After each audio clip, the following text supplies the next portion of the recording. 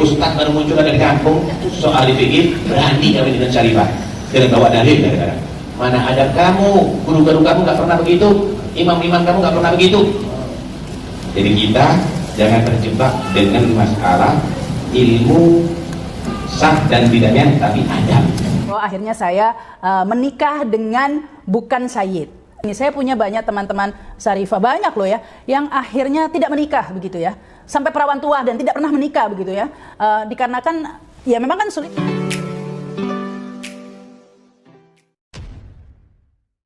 Assalamualaikum warahmatullahi wabarakatuh. Kembali berjumpa dengan saya di channel Gagasan Progresif 79. Sahabat sponsor dan setanah di mana saja Anda berada. Kembali kita mengulas ya hiruk pikuk terkait dengan fenomena ya viralnya masalah habaib ini. Dan ini kemudian semakin ya meluas ketika banyak orang yang kemudian melihat secara kritis bagaimana doktrin-doktrin keagamaan dari habaib ini. Ya salah satunya yang cukup menyita perhatian publik dan viral, termasuk dikritik oleh dari kalangan habaib yang perempuan, yakni syarifah, itu terkait dengan pernikahan ya selain habaib atau selain syarif atau selain sayyid. Kalau seorang syarifah, anak seorang habaib menikah dengan orang biasa atau akhwal atau orang bumilah, ini yang kemudian dipersoalkan oleh kalangan mereka. Dan bahkan sejumlah statement yang menurut kita ini sangat mengerikan ya, karena menganggap bahwa ya jangan merasa bangga katanya kalau mengawini syarifah. Ya, ada pernyataan-pernyataan yang waduh, ini menurut kita hal yang kurang tepat ya, karena bagaimanapun juga ketika kita bicara tentang perkawinan ya kan kita berdasar pada tentu syarat-syarat dan rukunnya ya. Kalau itu sudah terpenuhi, maka menurut kita bahwa itu sah secara agama, secara hukum fikihnya sah. Dan ini hal yang kemudian menjadi semakin menarik dan menggelitik karena ini juga disampaikan oleh seorang pimpinan Rabita Alawiyah, yakni Habib Taufik Assegaf, yang juga memiliki pandangan ya, sekalipun dia masih sedikit agak moderat dengan mengatakan bahwa kita harus melihat ini dalam perspektif adab ya. Tetapi itu lagi-lagi dikritisi oleh seorang syarifah. Untuk lebih jelasnya kita simak dulu bagaimana pandangan Habib Taufik Assegaf terkait dengan ini. Mari kita simak sama-sama. Ini begini.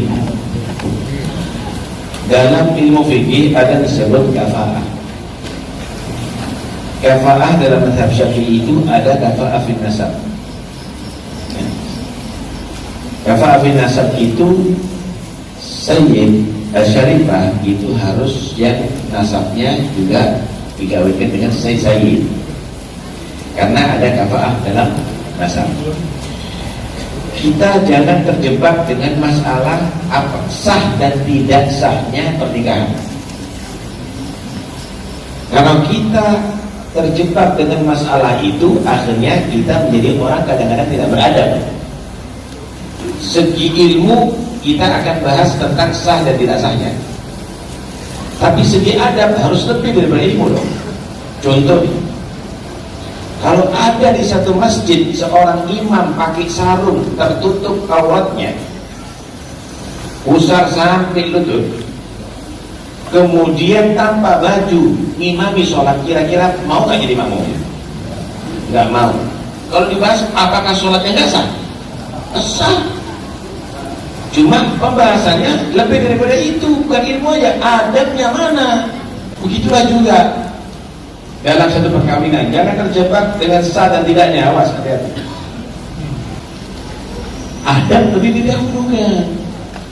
Oh, itu pendapat Imam Malik nggak apa-apa, pendapat Imam Abu Hanifah nggak apa-apa, pendapat Imam Ahmad bin Hanbal nggak apa-apa. Pertanyaannya sekarang, apakah Imam Malik kawin sama syarifah? Walaupun tidak apa-apa. Imam Ahmad kawin sama syarifah? Imam Abu Hanifah kawin sama syarifah? Menurut fikih itu asal perempuannya tadi itu ridho dan wali sederajat itu ridho, maka itu hukumnya sah. Oke, itu pendapatnya Ibn Hajar. Ibn Hajar kawin dengan syarifah? Imam Nawawi kawin dengan syarifah? Imam Nawawi pakai adab, Ibn Hajar pakai adab, tidak melakukan itu. Ustaz baru muncul ada di kampung soal fikih berani kawin dengan Syarifah dengan bawa dalil kadang-kadang. Mana ada kamu, guru-guru kamu nggak pernah begitu, imam-imam kamu nggak pernah begitu. Jadi kita jangan terjebak dengan masalah ilmu sah dan tidaknya, tapi adab. Zaman sekarang kita ini cinta kebalik. Kita cinta kepada Habib, tapi gak cinta kepada Syarifah. Kita zaman sekarang agak aja ya, kita anggap bahwa keturunannya Nabi Muhammad ini cuma Habib saja, sedangkan Syarifah enggak. Sehingga kita berani kurang ajar dengan Syarifah, kita berani mengentengkan Syarifah, bahkan berani mengawini Syarifah. Waliyahulillah, gimana ente mau dapat syafaat?